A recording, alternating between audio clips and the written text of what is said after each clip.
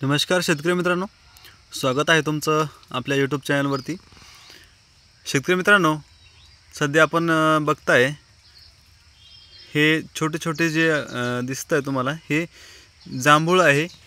आणि ही जांभूळ कोणती आहे तर बघू शकताय, सध्या ह्या जांभूळच्या झाडामध्ये फ्लावरिंग सुरू झालेलं आहे। हे बघा, हे आता नवीन फ्लावरिंग जे आहे स्टार्ट झालेली आहे बघा। नोव्हेंबरचा महिना सुरू आहे आणि नोव्हेंबरमध्येच ह्या जांभूळला मोहर येण्यास सुरुवात झालेला आहे बघा। पूर्ण झाडामध्ये मोहर आलेला आहे, सुरुवात आहे। तर शेतकरी मित्रांनो, ही जी जांभूळ आहे ही पांढरी जांभूळ आहे आणि ह्या जांभूळीला नोव्हेंबर महिन्यात सध्या आता ही फुटण्यास सुरुवात झालेली आहे। तर सविस्तर माहिती आपण याची घेऊया। शेतकरी मित्रांनो, आपण जर माझ्या चॅनलवरती नवीन असाल तर चॅनलला सबस्क्राईब करा आणि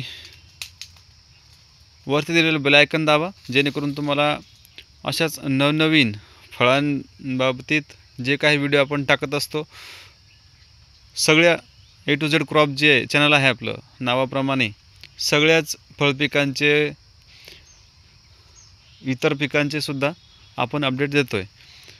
तर शेतकरी मित्रांनो, ही आहे थायलंडची व्हाईट जांभूळ। जसे की थायलंडची ब्लॅक जांभूळ आहे, कोकण बहाडोली आहे, त्याचप्रमाणे ही जांभूळ आहे थाई व्हाईट जांभूळ। बऱ्याच शेतकऱ्यांनी बघितली असेल, काही शेतकऱ्यांनी तर लागवड केली असेल, आणि ज्या शेतकऱ्यांना माहीत नाही आहे त्यांनी बघून घ्या की याचं पान जे असतं थोडंसं गोल, म्हणजे जास्त लंब नसतं पण रुंदीला जास्त असते। ही थायलंडची व्हरायटी असून ही कलरला पांढरी आहे। आणि आता तुम्ही सध्या बघू शकताय, आपण सॅम्पलसाठी एक 4-5 झाड लावलेली होती, त्यापैकी 2 झाडं सध्या चांगली मोठाली आहेत। तर बघू शकता, ह्या एकाच झाडामध्ये 3.5 वर्षाचं झाड आहे, 3.5 ते 4 वर्षाचं झाड आहे बघा। जवळपास 15 फुटापर्यंत किंवा 14 फुटापर्यंत याची हाईट झालेली आहे। हे बघा किती मोठं झाड झालेलं आहे। आणि याचं एक वैशिष्ट्य आहे या पांढऱ्या जांभूळचं, की याला म्हणजे हाईट जास्त जात नाही आहे, वाढ चांगली आहे। आणि फळधारणा जर म्हणसाल तर फळधारणा बघा तुम्ही, आता ही छोटीशी फांदी आहे, हिला मोहर बघा, सध्या ऑफ सीझनमध्ये मोहर लागलेला आहे बघा। ह्या टायमाला सध्या आपल्याकडची कोणतीच जांभूळ फुटत नाही, म्हणजे त्याच्यामध्ये फ्लावरिंग येत नाही। तर तुम्ही बघू शकताय झाडाच्या कोणत्याही फांदीला बघा कशा प्रकारे याच्यामध्ये हे बघा फुलं यायला सुरुवात झालेली आहे। आणि पांढऱ्या जांभूळची चव जी आहे बघा, तर एकदम सेम टू सेम आपली जशी जांभूळ असते, राय जांभूळ असते, कोकण बहाडोली असेल, त्याचप्रमाणे ह्या व्हरायटीची टेस्ट आहे।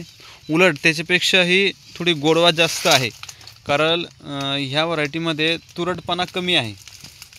आपण सहसा जे व्हरायटी काळी जांभूळ जी असते, त्या काळी जांभळीमध्ये थोडा तुरटपणा असतो, पण याच्यामध्ये नाही आहे। आणि याचा कलर जो आहे पिकल्यानंतर पूर्ण व्हाईट होतो। हे बघा फ्लावरिंग कशा प्रकारे चालू आहे, कुठं मोठं बघा नेमकी सुरुवात झालेली आहे।